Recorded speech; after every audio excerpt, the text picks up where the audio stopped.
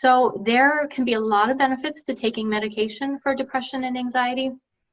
I have seen the benefits firsthand with a lot of my clients over the years. So I've had a lot of discussions. Well, let me back up. First, Mike, I do want to let people know that I am not a prescriber and I don't have the ability to prescribe. So what I'm going to talk about today is just some general information and education about medication. And I do encourage anyone considering medication to have a more in-depth conversation with somebody who has the ability to prescribe. So I do want to say that. Some of the conversations I've had with some of my clients over the years, I've had several people say to me, well, I don't want to just take a pill and hope everything gets better for me. And what my response to that is that we don't take medication with the intent that everything is just going to magically get better in our lives, because that's not what happens. What medication can do is that it can provide significant relief for symptoms that are absolutely debilitating to people.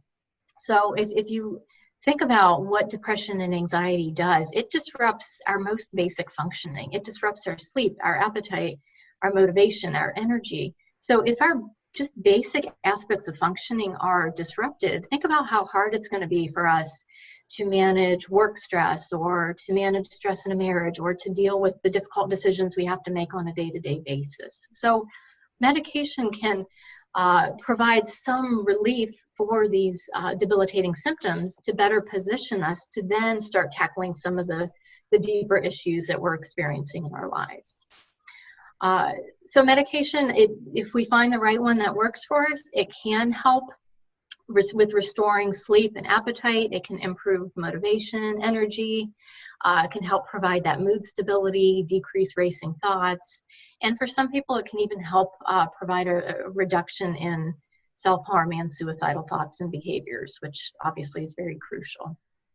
With any type of medication, there's always going to be some level of risk involved. So some of the common risks involved with medication are the potential side effects.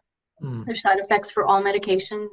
So this would be a conversation that you would have with your prescriber. What are possible side effects for this medication? And you would just look at that kind of a cost-benefit analysis. Is it worth it to try this medication based on what potential risks could be?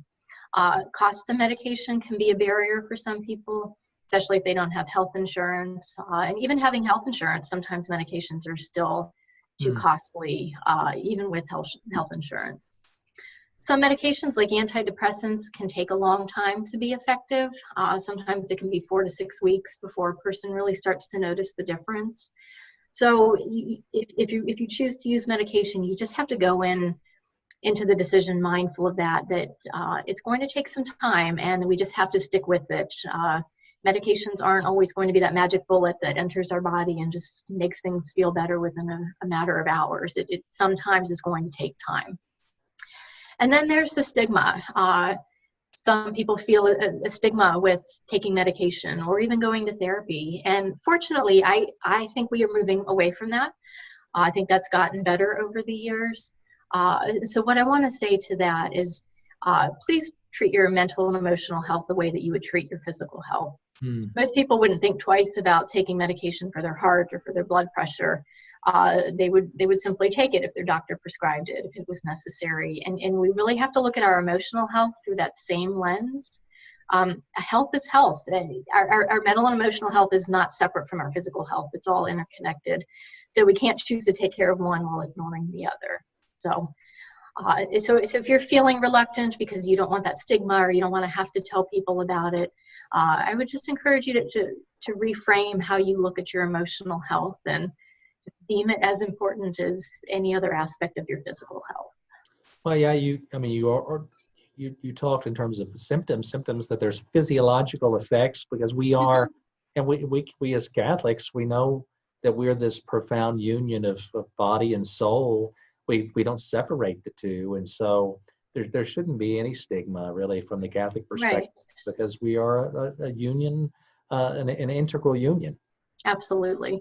And we know through years of research, depression and anxiety have a physiological basis. It's not just all up in our heads. We're not doing this to ourselves. There is an actual biophysiological basis to both. And sometimes medication is simply necessary to help treat that.